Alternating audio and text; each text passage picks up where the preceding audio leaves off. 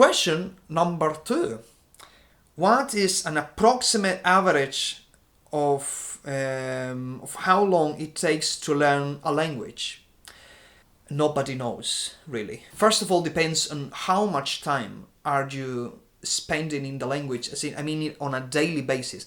Because if you spend 5 hours of your day in a language, you are going to get there regardless of how difficult it is or how alien it is to your own language. You are going to get there if you spend that insane amount of time. If you're living in the country of your target language or in the region of your target language or dialect, you are going to get there fast because you are going to be 24 hours 7 surrounded by this language and passively getting all the information, which is maybe the best way. This is how we learn when we are kids, and we just acquire the language as opposed to actively learn it. So there is no an exact amount of time that I can answer, because it's going to depend on how much time do you spend on a daily basis. Just to give you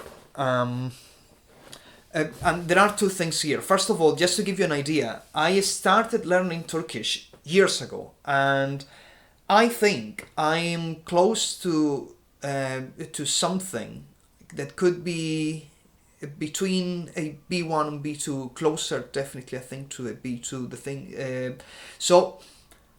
And it has taken me for the last 10 years I've been working on this, and because I spend not that amount of time, I barely spend an hour a week on Turkish. I still make progress, but it's a very slow progress, and there are many step backs, because sometimes I don't have that hour to invest in Turkish in a week, because I already got the basics of the grammar long ago. So I feel now that it's not so much the grammar that I lack, but vocabulary that I have to passively acquire.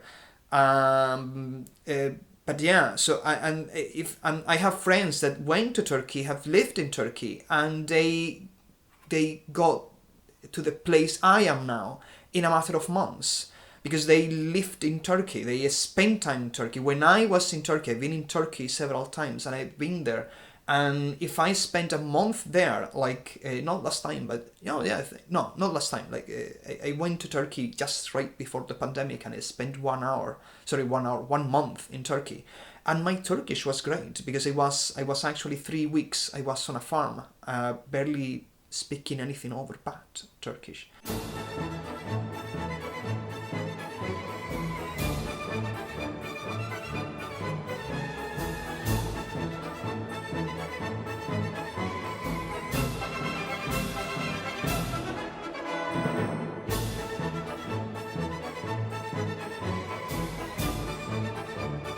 Of course, my Turkish improved. I was 24 hours 7 subject to Turkish language.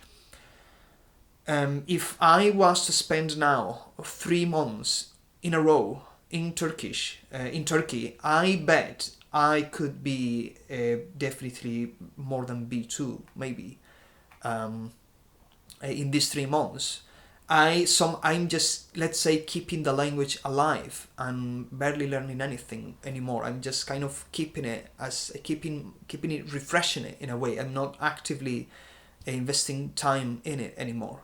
So there is no exact number I can give you, and it's going to depend on the language as well. Turkish is a fairly difficult language, because it's not difficult for a Indo-European speaker, because Turkish has such a alien grammar to any Indo-European grammar that is going to be hard anyways. So if for example, I've been in Italy, France, I understand almost anything, and I've actively studied French or Italian. I've studied Latin, but not French or Italian. So who knows? If you're an English speaker and you learn German, I bet German is going to be easier for you to understand and to get than, I don't know, like Turkish or Arabic. So there is no fixed amount of time that you can actually say, oh, this is the average. There is no average here. Then you have the second thing. I told you it was two things. So thing number two is that you never really stop learning the language. I still go, I bet I can open now one of these books of Spanish literature, and I bet there are still some words that I don't know, or some, maybe in poetry, some formula or some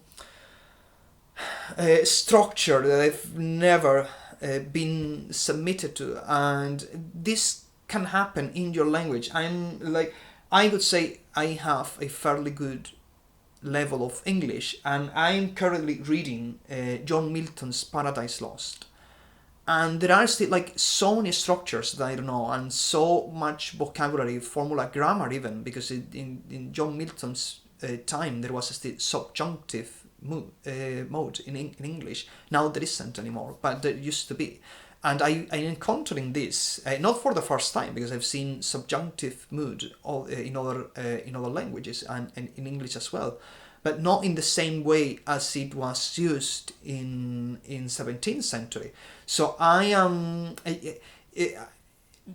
you never stop. You can get to a point where you barely learn anything new anymore because you got this good, and you could say that when this happens, you have a native speaker level. But technically speaking, you never stop. You never stop learning. Even in your own mother language, you will never stop learning. At least if you don't open books. If you open books, you will definitely be learning for the rest of your life. If you decide not to open books and just be subject to the regular vocabulary that you are usually subject to, then there is no problem, because then you have mastered it already. I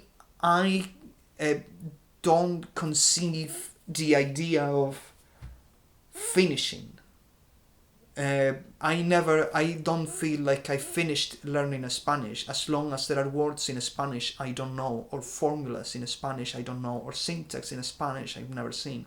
So I go scrutinizing every piece of Spanish literature that I can get my hands on, just to see, obviously also to enjoy, but also to see out of curiosity if I reached the end of Spanish, which I haven't. And I don't think anyone can reach the end of your language. And even and if this is true of your native language, imagine how true it is for your target language that is not your mother language. So I hope this answers your question.